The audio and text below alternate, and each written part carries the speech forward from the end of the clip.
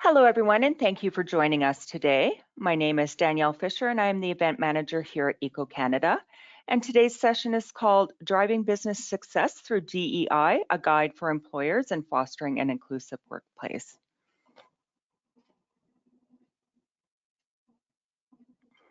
Before we start, I would like to take a moment to recognize the traditional Indigenous lands where ECO Canada's office is based in Calgary. At ECO Canada, we're committed to working towards respectful acknowledgement, collaboration, and reconciliation with Indigenous peoples across Canada. This starts with acknowledging our honor and privilege to live and work within the Treaty 7 territory. Today, we are presenting from the City of Calgary, home to the Métis Nation of Alberta, Region 3.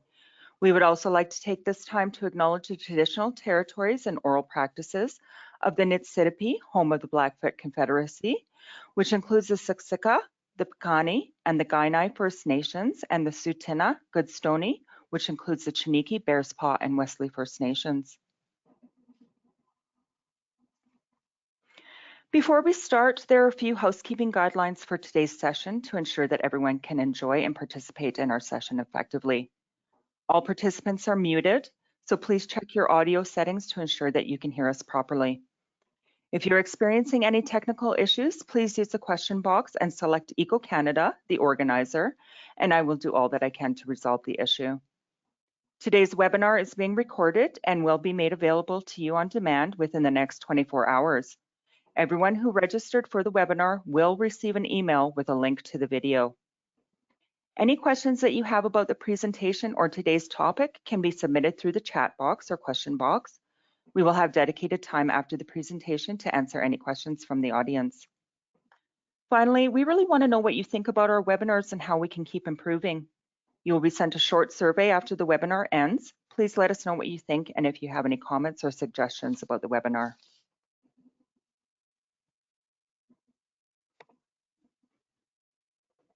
ECO Canada's vision is to build the world's leading environmental workforce. ECO Canada seeks to help environmental workers succeed at each step of their career journey.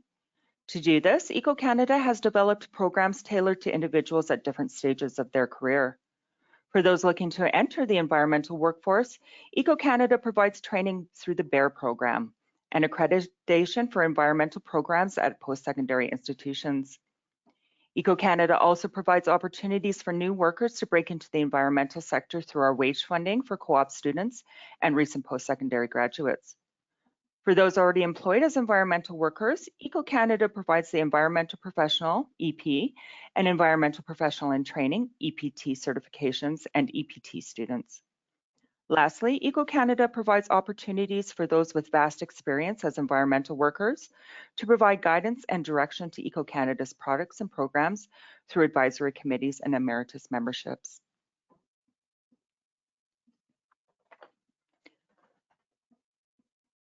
I would like to introduce Andrew Janczyk. Andrew moved to the environmental sector in September of 2022. He comes with a background of an HR generalist in the post-secondary sector and has been enjoying the shift to recruitment and HR consulting.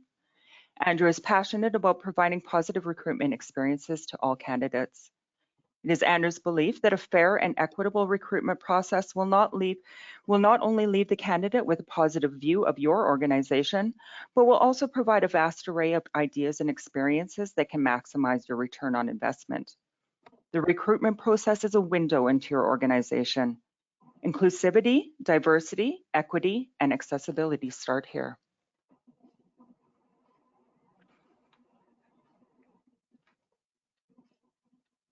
Fantastic. Thank you very much, Danielle. Thanks for having me today. I appreciate it. So before we get into looking at how diversity, equity, and inclusion can really strengthen your business and your business strategy, I wanted to quickly go over what we'll cover today. So briefly, we'll have a quick look at what IDEI is. So we'll look into the different principles behind IDEI and how they can actually relate to your business. We'll then take a look at intersectionality and what that plays a role in terms of your diversity, equity, and inclusion and how that plays into it.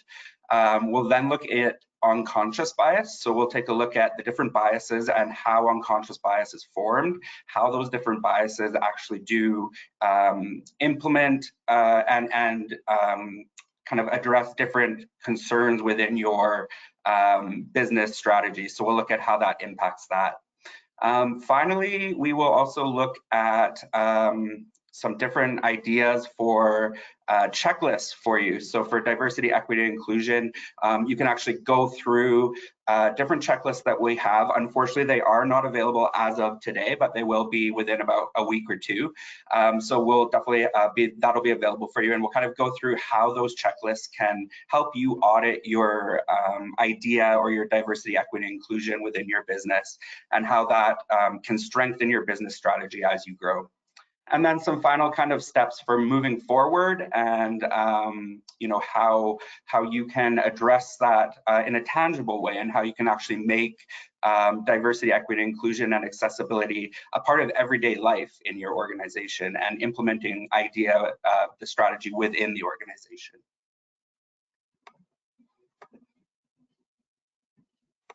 So as we're looking at, as we're talking about today's ideas, I guess, which is kind of funny because that's the name of the actual process as well, we definitely want to keep in mind that the conversation rules do pertain to the webinar as well. So even though you know, a lot of these rules might be looked at more in closer knit sort of training environments, it's very important that we do keep them in mind as we go through today's content. And we do have a lot of content to cover, so you know, just keep in mind that everything that we discuss here is confidential in terms of training, in terms of different experiences. If I share anything, you know, that will be confidential today. So there's also no judgment. We're not here to judge. We're not here to, you know, take an experience and say, oh, this happened to somebody, and then judge it. We're here to learn. So the entire conversation is meant to be a learning conversation, and that's kind of the third point. It's all about growth. And in this particular session, it's about growth for your business as well. So personal and professional growth, both individually and for the organization. A little bit tougher to engage in an online seminar, but I definitely would like, if everybody can stay engaged, try to focus on the content that we're talking about, and just trying to stay engaged with me as we go through. I do really enjoy this topic myself, so hopefully it can be presented in an engaging way. And then being present, and I like the little joke there with the present, but you know, just making sure that you are, again, engaged and ready to have this conversation, and that you are here to learn about the topic. So the first thing that I'd like to do before we actually look at how IDEA impacts business strategy is just discuss what IDEA is. So IDEA is, and you might hear about DEI and DEIA and IDEA, all in different kind of terms. Really, it's about inclusion, diversity, equity, and accessibility. So this concept isn't new. It does stem from the civil rights and social justice movements of the 1950s and 1960s. But I think putting it into construct in today's business world is essential. So when we're looking at inclusion, diversity, equity, and accessibility in today's topic, it's looking at contemporary organizational topics. And this should be integral to every business plan, especially as the world becomes more globalized and more interconnected as we move forward. So, you know, having an inclusive and diverse workforce is going to be essential for most, if not all, businesses as we come into the next stages of the 2020 kind of century, I guess, or millennium. Next slide, please. Thank you. So what we'll look at now is what each word actually means within IDEA. So as you can see here, we'll actually start with inclusion. And when we're looking at it in terms of contextualized to this concept, inclusion means creating an organizational culture where people feel comfortable to be themselves and to bring their differences to the table. So they feel that they are valued and they're welcome, especially if they're from a different sector than the majority of people working there.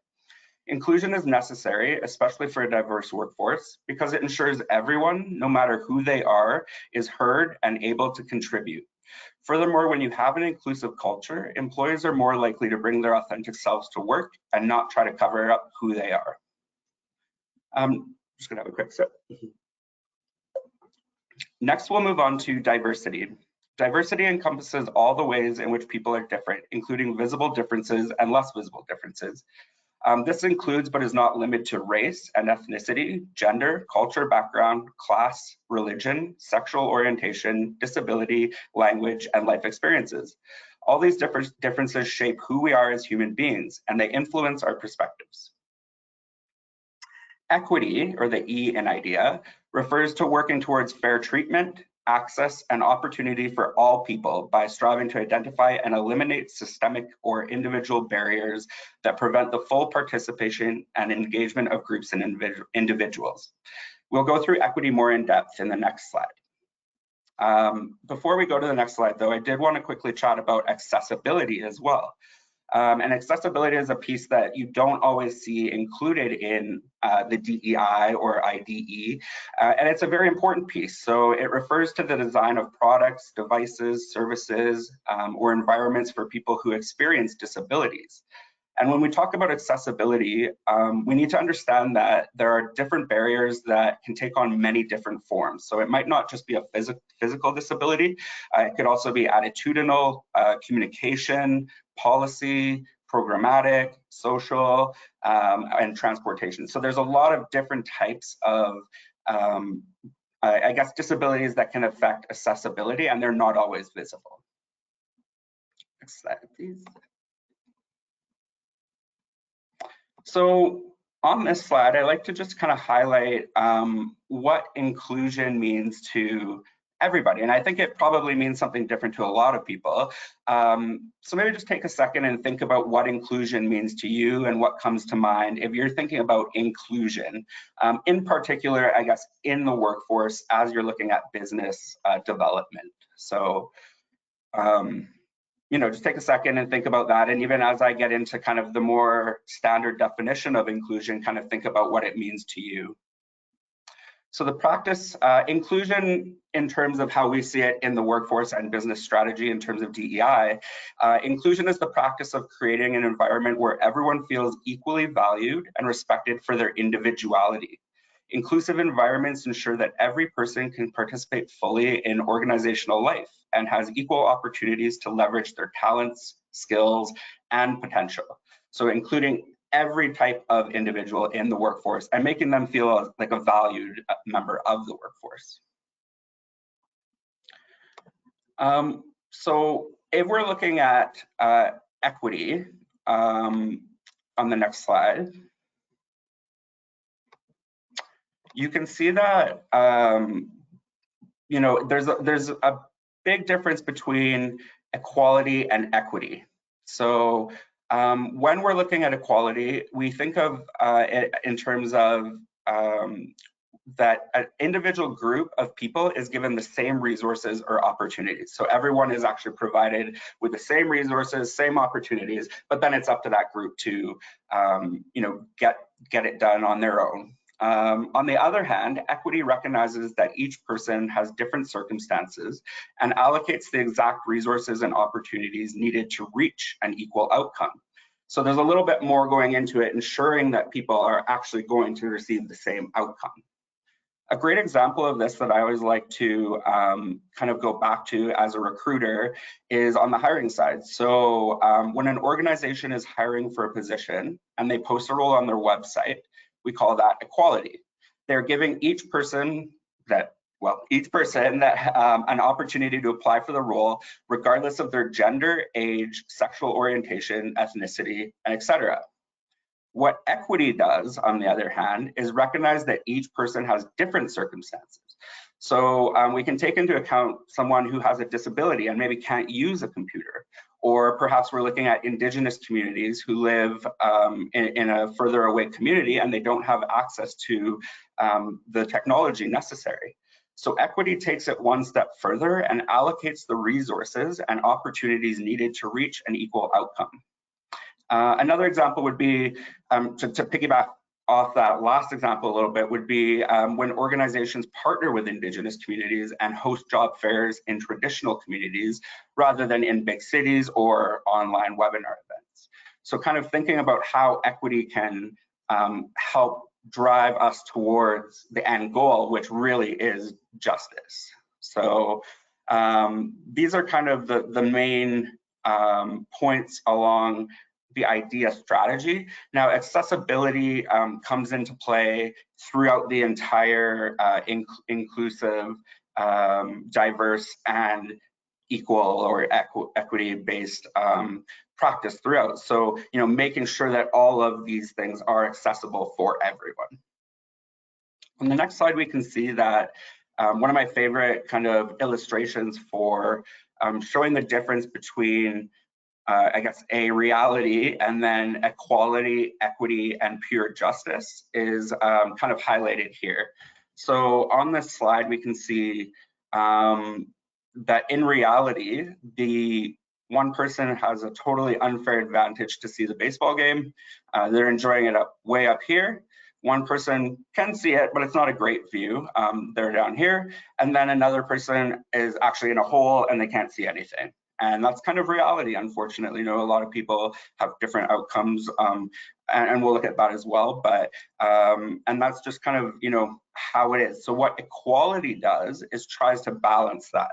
So we give everybody an equal standing point where they can stand on the box. One person can see the game, and he still has a good view, or they still have a good view. The next person can see the game about the same as well. Not a great view, but the last person still can't see the game. So they are still behind and not equal to their counterparts. They can't see it all. Equity, if we take it another step further, make sure that we have now provided support to the person that couldn't see it all so that they can actually see the game.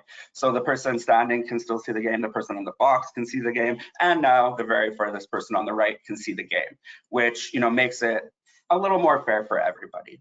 But the final goal that we want is justice. So justice is something that definitely is not going to happen overnight. It takes years to change and move these systemic barriers forward. But that's the piece in the puzzle where the systems have been corrected or fixed. And that's what we're aiming for as we move forward in our diverse business kind of development.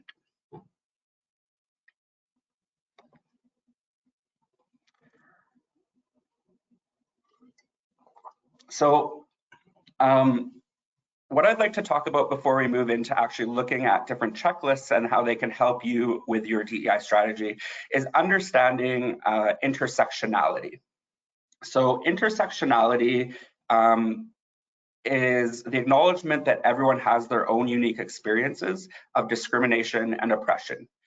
So everybody, regardless of who you are, you have had experiences with this. Now, some people have more, some people have less, that's for sure true. And experiences can differ greatly depending on an individual's background. So kind of understanding the intersections is the key. And that's where this growth and learning comes in. Really trying to make sure that we are aware of these intersections as we work through our different business strategies, whether it's on my end recruitment or whether it's talent development, as we'll look at a little bit later. Just kind of understanding these intersections and how they play a role with employees as you're dealing with humans in the workforce. So this topic and title was first coined by Professor Kimberly Crenshaw in 1989. And it's basically, again, as I said, the acknowledgement that everyone has their own unique experiences of discrimination and oppression. There are multiple forms of inequality or disadvantage, and they can compound themselves to create obstacles that are not understood in a conventional way of thinking. And they can also be based on, for example, the intersection of like 3 or 4 of these things at the same time. So you might have a gender, race, class, sexual orientation, and physical disability intersection. So not just one of those things, but maybe all or some of those things.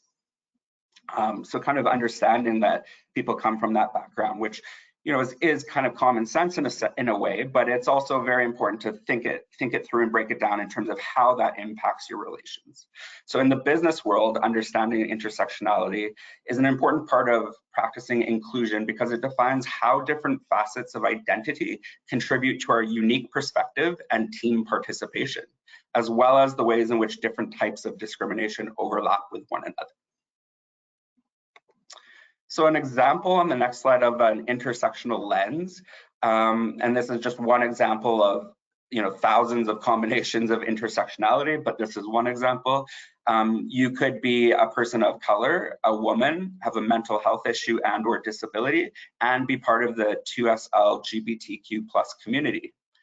So based on all of those intersections, it's just a fact that you would face way more barriers in your professional and personal life than you would if you didn't have as many identities or intersections. It's just more complex, especially when it's based against societal norms.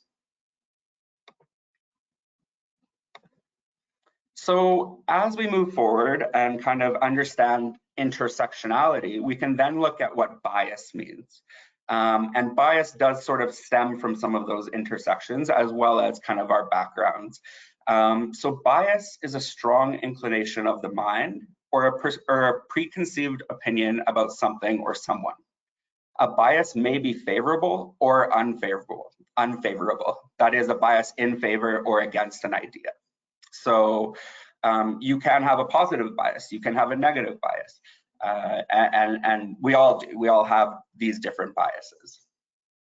What I want to look at on the next slide is where unconscious bias plays roles into the decisions we make. So unconscious bias, I would say, is one of the main, I guess, hurdles that a lot of business strategies kind of don't address because it's unconscious and a lot of people don't think about it, right? So kind of having this in mind as you work through your business strategy will help you kind of create a more diverse and equitable workforce where you have different opinions, different ideas, and in the long run, this is going to help you grow as a business. So unconscious bias, it plays a role in literally every decision we make, whether it's personal, whether it's at business, at work, it is always present. So unconscious bias is also known as implicit bias, and it refers to the attitudes, stereotypes, or prejudices that people hold at a subconscious level. It influences their decisions and behaviors without them being consciously aware of it. These biases are formed by our brains making quick judgments and associations based on past experiences, cultural upbringing, societal influences, media portrayals, and other factors. So a lot of different factors that come into how our biases are formed. While bias is a normal part of human brain function, it can often reinforce stereotypes, and implicit biases are developed over time as we accumulate life experiences and get exposed to different stereotypes. So on the next slide, you can see that bias is our biological, and all bias is biological and based on our experiences. So the way that unconscious bias works is that the mind uses categories to help process loads of information that it receives. And this is a really interesting point, and Google did a study on it, I believe, as did a number of different scientific journals at universities. And they were trying to tackle how unconscious bias plays into, I guess, AI and the development of Google as well. And they estimated that at any point in time, our brain is processing some 11 million bits of information, but that we can only concisely process 40 bits. So that makes us 99.99996% unconscious, which I find really interesting. This is the brain's way of navigating and categorizing all the information it receives. There's just too many data points for the brain to take all that information, so it has to narrow it down. And that's where our past experiences, our intersectionality comes into play and really, makes us think about, or actually doesn't make us think about it, it just gives us an unconscious bias and an unconscious decision as to what information it's taking. Our brain makes assumptions and sees what it expects to see, a phenomenon known as confirmation bias, which can impact our decision-making and behaviors. So we make implicit associations all the time, and they operate beyond our control and awareness. They're based on a mental model driven by life experiences and cultural conditioning that we use to interpret the world. They also inform our perception of a person or social group, and they can influence our decision-making and behavior towards the target of the bias. So you can see how in business, these would be very important things when you're planning business strategy or when you're moving forward in different aspects of your business.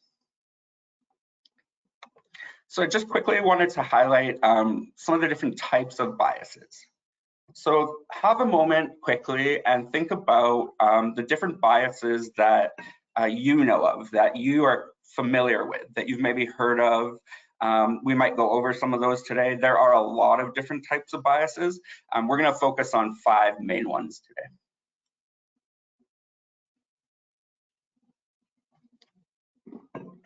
So the first one we'll look at is affinity bias. In affinity bias, this is where we tend to have a good relationship with others who are like us. So, we tend to like people who are like us. An example of an affinity bias is hiring a candidate, again, back to a recruitment example, because it's near and dear to me, but hiring a candidate who grew up in the same place as us or attended the same schools as us. So you'll see that a lot of times in different, interviews. It's like, oh, what school did you go to? Well, if it's the right answer, that's a big check mark. So that's a bias. That's an unconscious bias.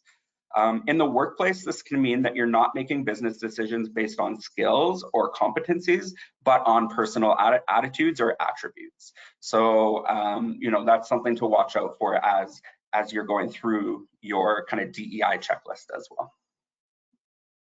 The next bias I wanted to touch on was in-group bias. Similar in a sense to affinity bias, but people are more likely to support or believe someone within their own social group than an outsider. So in-group bias refers to how people, kind of group together. You'll see that in cliques in school. And I remember, in junior high, I'm sure that was a thing. You'll see the different kind of ways that humans just automatically group together. This bias tends to remove objectivity from the business process, as individuals tend to favor those whom they personally know and want to help. So it's kind of removing that objectivity, and it becomes completely subjective to the person.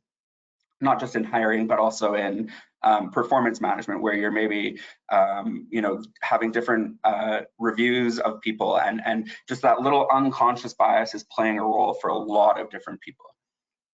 Another examples would include preferring to socialize with people that are fans of your favorite team. So I'm a Flames fan. You wouldn't catch me with an Edmonton Oilers fan.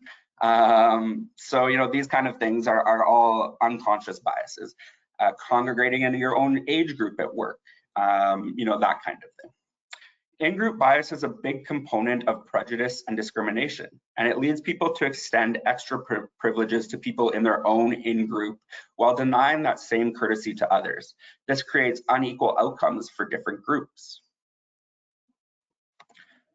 On the next slide, we'll look at perception bias. And I think that this is a really interesting one. And perception bias is the way that you think about or understand someone or something, and your ability to understand or notice something easily.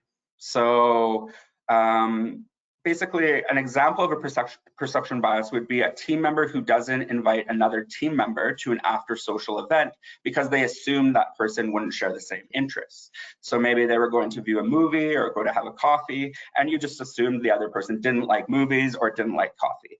So that's a perception bias. You're perceiving something about someone that's not necessarily true. Perception bias can make it difficult to have an objective understanding of members from diverse groups because you're not actually seeing what's truly there. It's based off of your own perception of that individual. Again, related to business, obviously, lots of impact there in terms of how you're perceiving work that's being done, how you're perceiving plans, and even all the way down from leadership, perceiving all types of different business strategy, even based off of your own conceptions of what those strategies should be. So the next one I'd like to look at is gender bias, and this is a one that I think a lot of people are very familiar with, but it's not. It has not gone away. So this is not something that is gone in the workplace. This is definitely still here, and we'll look at some numbers that kind of help solidify that and point that out in even more detail in the next couple slides. But gender bias is the tendency to prefer one gender over another.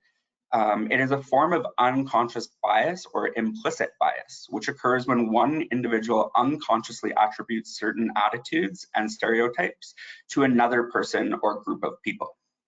These described behaviors affect how the individual understands and engages with others. So I think we all probably have examples of gender bias that we've either heard or experienced throughout our careers or throughout our lives, and just take a moment to think of those examples and how maybe those impacted decisions in business and how they impacted individuals in their careers as well. So on our next slide, we do have a few numbers that I just kind of like to highlight to kind of show and really hit home the point. And it's not to pick on white men at all. It's not to pick on people, but it is to highlight the importance that that idea and diversity and inclusion play in today's world, in today's business strategy still. So when we're looking at these numbers, and these were pulled from a data, I don't have the source on hand at the moment, but I do have it on file, so I can definitely pull that up. But when we're looking at the numbers, it's really interesting to see that entry level, we've got white men with 33%, men of color 19%, and this is the demographic. And this was actually North America, this study was done in. White women 29%, and then women of color 19%. And this is very entry level, basic level jobs. Then we go to the next level, manager, and you can see the white men increases their percentage, men of color about the same, white women actually goes down, and then women of color down. So you can see the intersectionality playing here too. You can see that the different kind of biases and intersections are starting to take hold a little bit, and these are facts, these are numbers, right? So director, again, higher, 47%, 16%, 26, 10, all the way up to C-suite. So the bottom line here is that women are still underrepresented, and people of color and different minorities, and it does extend to a lot of different groups as well. This was just one specific example, but there is a lot of underrepresentation, especially as you go higher in role or in your career. So for me, I knew that this was a problem. I did not realize at some sense that it was this until we did this study and found this study, just how bad it really was and how much the discrepancy was.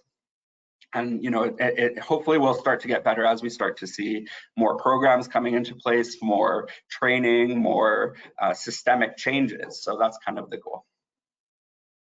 And then one more little one just to highlight some numbers on the next slide.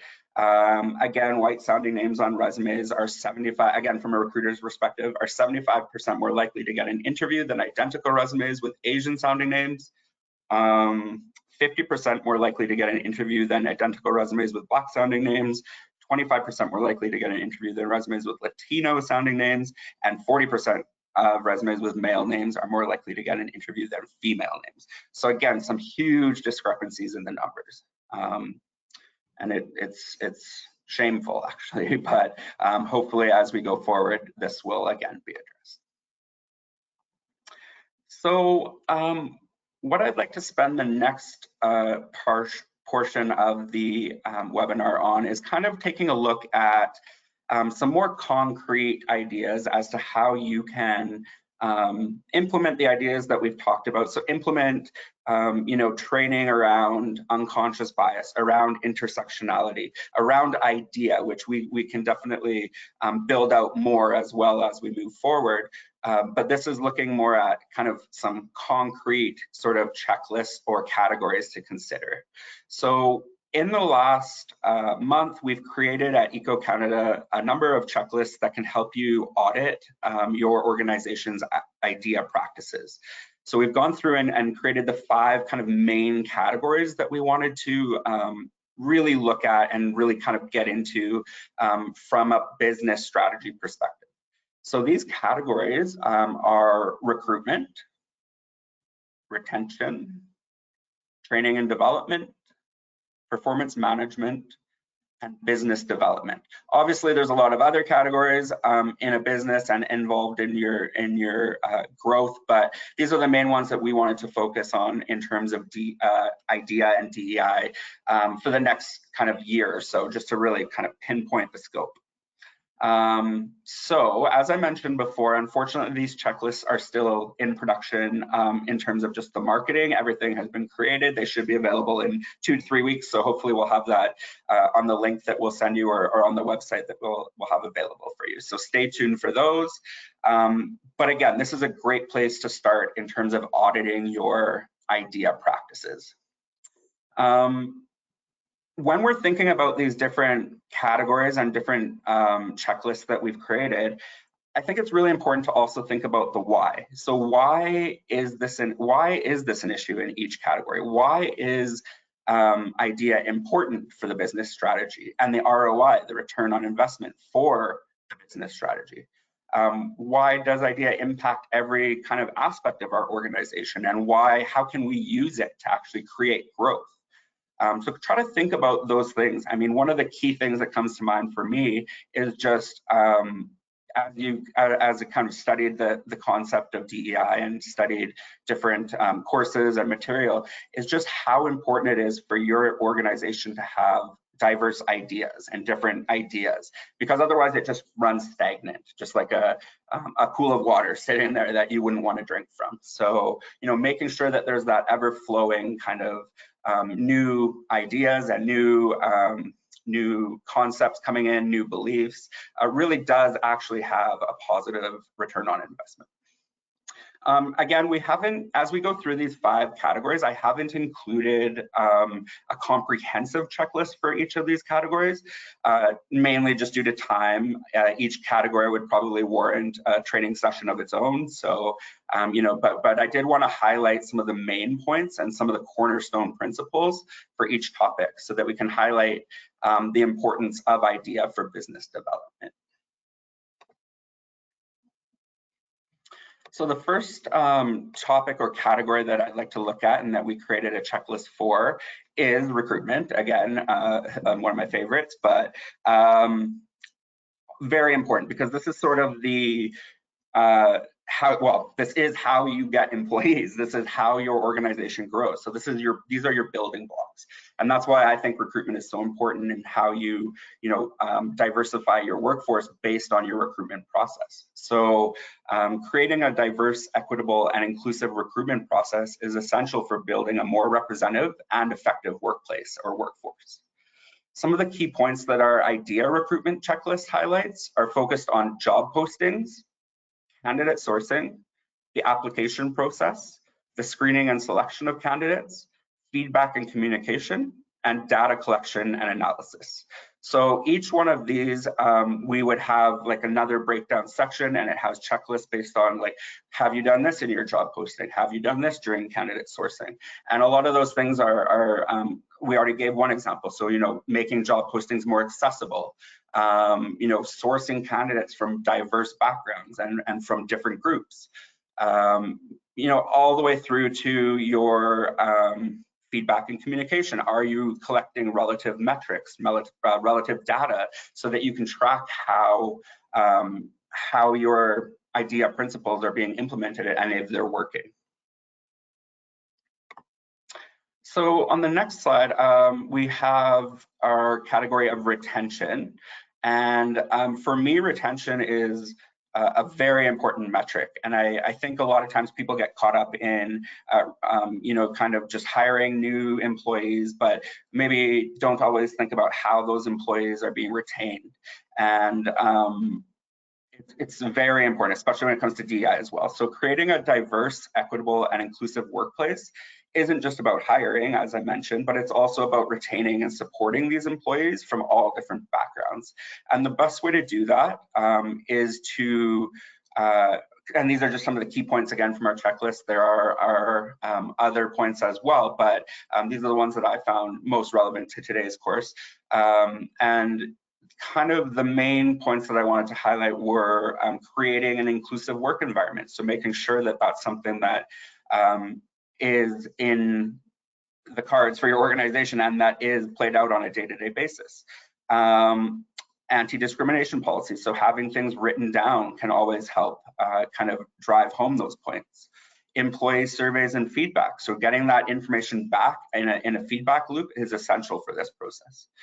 Transparent communication, which I think in all aspects of business is very important, but especially here where you want to hear back from these diverse groups. Working on work-life balance in terms of the way that your organization incorporates work-life balance into the day-to-day and into some of the policies and procedures. I think it's, especially since the pandemic and since COVID, I think this is something that most employees highly value, having that balance. So that helps retain employees, and it's very important. Employee assistance programs, so different programs that can employees can reach out to if they need assist, maybe a wellness program. It could be, different options for counseling. There's lots of different employee assistance programs available, and most companies and organizations do have them, but just kind of highlighting those and making employees aware of those. And then finally, recognition and rewards, really rewarding people for good work, and not just good work in terms of their output and their deliverables and KPIs, but also their DEI strategy, their implementation of DEI and IDEA, how people are, incorporating that into their roles. And I think that's essential when we look at having IDEA or DEI entrenched right into the kind of core fabric of the organization. So that's a very important point.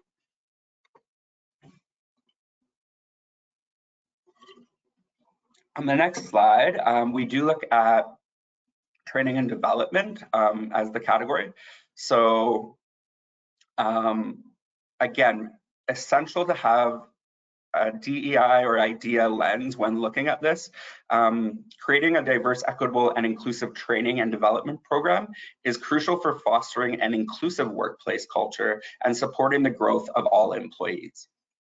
Important material that we included within this checklist relates to conducting need assessments, so looking at what the needs are. That's a good place to start on an audit for anything, looking at what you need. Creating inclusive content, so really looking at all the different training and development content and making sure it's not just geared towards one group or one group of individuals or one certain kind of background. Trainer diversity, which I think is essential and very, very important.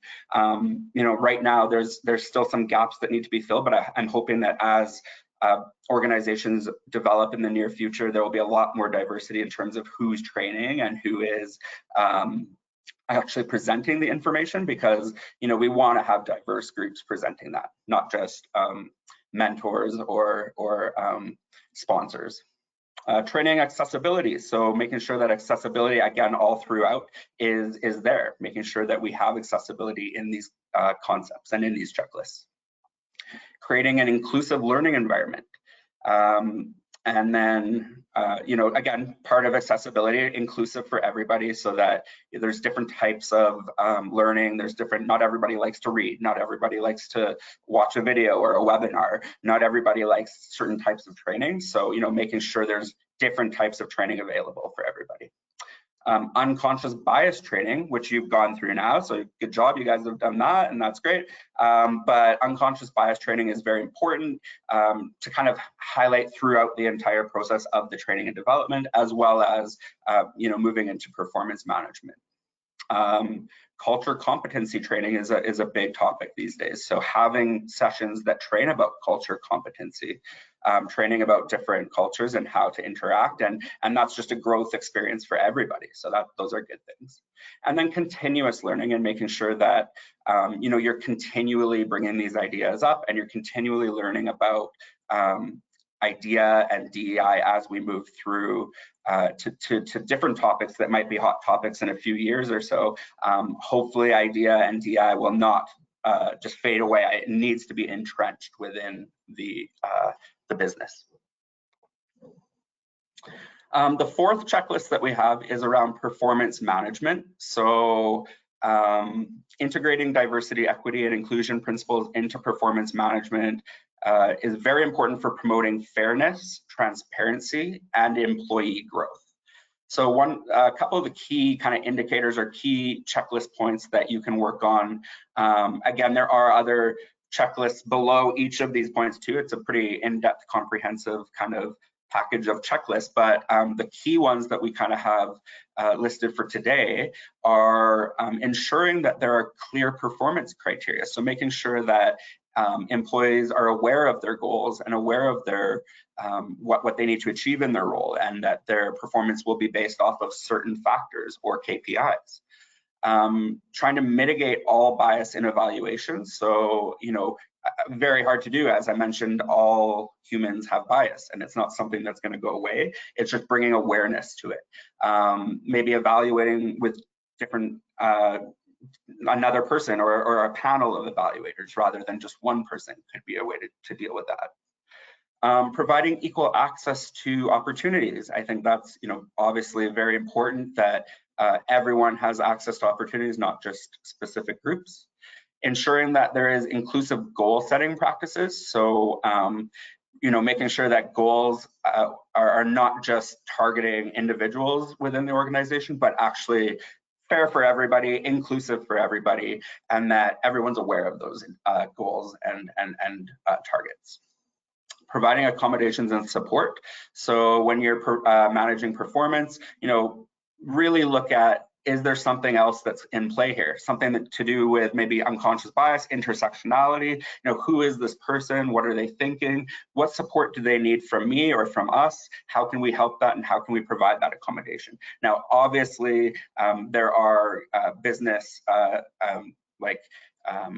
I forget the exact name at the moment, but there are business that you need to have, so credentials that need to be in place. But there are also, it's also highly recommended to try to provide as much accommodation and support as possible. And then focusing on skill enhancement and training. So again, for everybody, not just a few people. And then inclusive performance reviews. Again, just making sure that these performance reviews are use inclusive wording, have inclusive an inclusive backbone to them, so that they're really tied in with IDEA and inclusivity and equity, to work towards a more just and fair system, and that certain people are not just being promoted ahead of others based off of sometimes unconscious bias. On the next slide, and which I think is a really interesting topic for our checklist, is the business development. So when we're talking about business development in this sense, we're just talking about businesses reaching their diverse goals, developing strategy that will, like I mentioned before, have an impact on ROI. So infusing diversity, equity, inclusion, and accessibility into your business strategy is a holistic approach that can lead to long-term success, innovation, and positive social impact. And I think that last point is really important, so, the social impact, the positive social impact. So this is something that we are doing for everybody, for society. So, it's not just for individuals, not one group, not for, anything like that. It's meant to be for society, so that everyone can help be a part of businesses as we grow into the future. Some core principles included on the IDEA business development checklist are leadership commitment or buy-in. Very hard to go anywhere if leadership is not committed and that they have complete buy-in in the program. So we do go through some sort of strategies and checklists as to how to do that. Defining your IDEA or IDEA goals. So, you know, really making sure that those goals are defined and that everyone within the organization is aware of those goals. Hopefully, you know, training can help with that, some of the training and development. Creating an inclusive vision and mission. So really, I think this is really, really important. So making sure that your vision statement and mission statement are tied in with IDEA and with diversity and inclusion and equity. Obviously, you would want to make it your own so that it's still, you know, your vision, your mission statement, but just adding a little piece in there that includes some DEI or IDEA type of recognition will go a long way in making people feel comfortable and making people feel that they can be their authentic selves at work as well. Other little ones that we have that I thought were interesting were implementing the use of inclusive marketing and communication. So ensuring that, you know, your marketing and communication techniques are all sort of on par with industry standards in terms of DEI and IDEA. Focusing on supplier diversity. So this just means looking at different groups of suppliers, not always using the same group. I know there's always preferred suppliers in most businesses, but that being said, if you can increase your supplier diversity, usually you'll also have, depending on your business and your role, but you'll usually have more, again, a broader sense of sort of the strategy and what you were looking to accomplish. And then finally, just promoting continuous growth through education. And I think this is the essential piece here in business development, is just always going back and looking at how DEI plays into your, and how IDEA plays into your business as you're creating different goals and as you're looking at different you know, targets to hit within, you know, your yearly goal, your 5-year goal, and your 10-year goal. So I think, you know, those are the key sort of factors with business development and how IDEA and how DEI do relate to business development. So finally, what I would like to chat about now is just sort of some next steps for moving forward. So how do we identify and commit to actions? So definitely the checklists and just, you know, being aware and coming to training sessions like today's session are very important and a first step. The checklist serves as a great audit, as I mentioned. So that's, you know, you can kind of start to go through and look at different areas within your business and see where you might have some gaps that need to be filled, or even see where you're doing really well, and that's great too. Once the issue has been acknowledged, it's really important, as I mentioned before, to increase buy-in from stakeholders. So trying to really increase commitment from leaders and senior leaders, C-suite, whatever it might be. And some tips to help with this. So you can start at the top. Again, it's crucial for senior leaders to demonstrate a genuine commitment to IDEA. So have the conversation, you know, let them know that this is something that maybe could actually be a positive impact for your business. Educate and raise awareness. So conduct training sessions and workshops to help educate all employees. Communicate the why. As I mentioned earlier, I think a lot of times if we know why we're doing something, we can try to really implement that and see there's a lot more tangible sort of like, oh, we need to do this because of this. So I think, you know, communicate why we're doing it. Clearly articulate the reasons behind implementing IDEA practices, and emphasize that it's not just about compliance or meeting a requirement, but about building a stronger, more innovative and resilient organization. Showcase your success stories. So share the wins. You know, people want to know about the success stories and how things were positive. This increases sort of buy-in again throughout the organization, and recognize all kind of behavior that kind of falls in line with your DEI or IDEA policies. Align all of your IDEA policies with organizational values. So frame your IDEA practices in a way that aligns with the company's core values and mission. You know, nobody's asking you to change those missions or anything. I think just little tiny changes that can, or I just said don't change it, but little tiny adjustments that can definitely help with inclusivity, I think, throughout your mission and vision. Use a data-driven approach. So utilize data to identify disparities and gaps within the organization.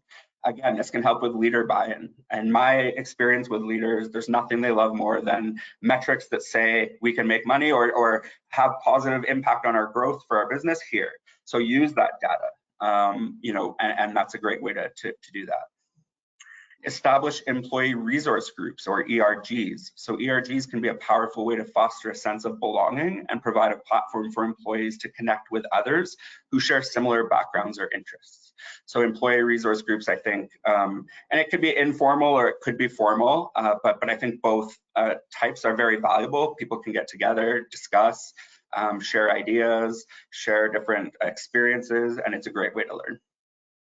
And then finally, just continually evaluate.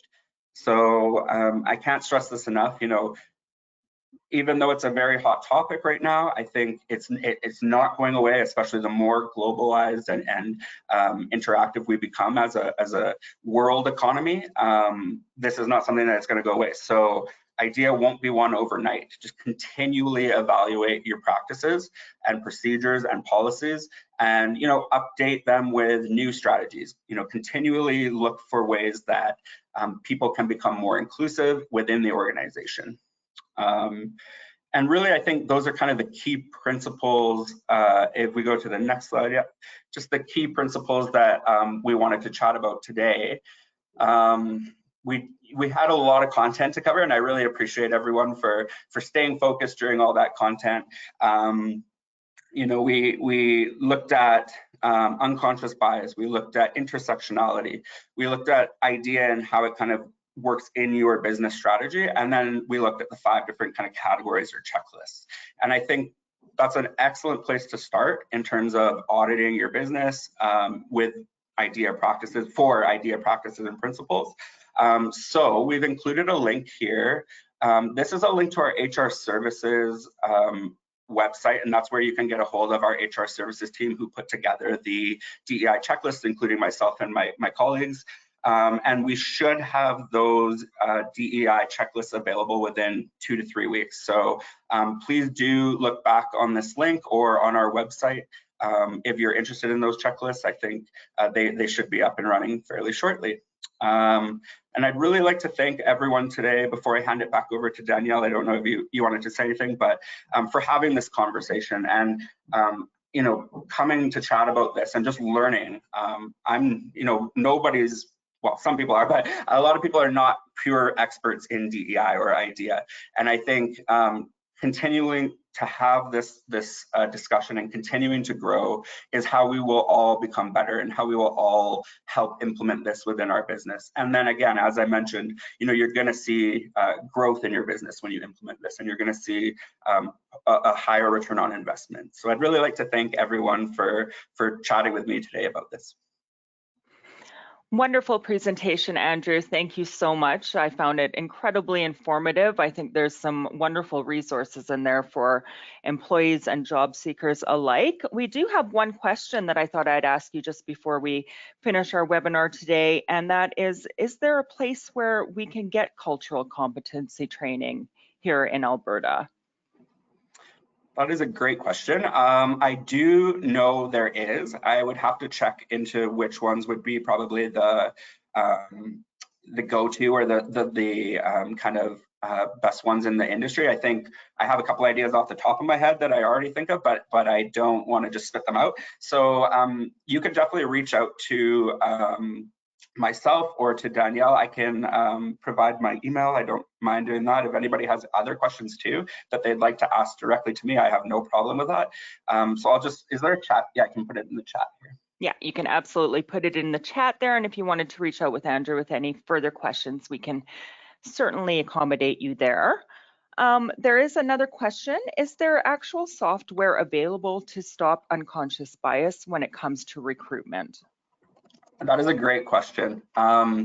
So there is software that can help read, a lot of gender, especially related topics. So you can pop it in and it will actually read and tell you exactly, in its opinion, what is, too male dominant or too female dominant or too whatever. In my experience, and I can probably find, I don't have it off the top of my head because I don't use it.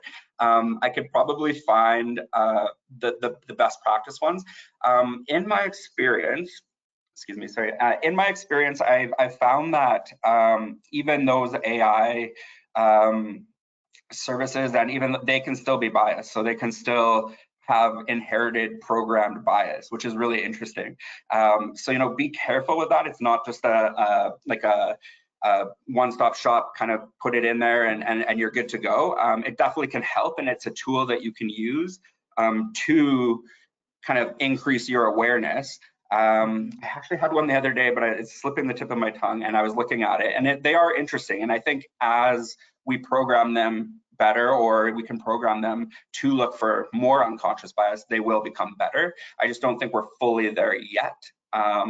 So having that kind of, and it's such a subjective and personal training that being aware of it as a person is almost more important than just the AI side of it. So but yeah, there are some out there. Awesome. Well, that concludes our webinar for the day. If you have any further questions, you're more than welcome to reach out to Andrew or I, and we will certainly get back to you. Thank you so much for everyone for attending. This webinar will be made on demand for you within 24 hours, so look for it in your inboxes then. Thanks, everyone. Have a great day. Thank you. Bye. Bye.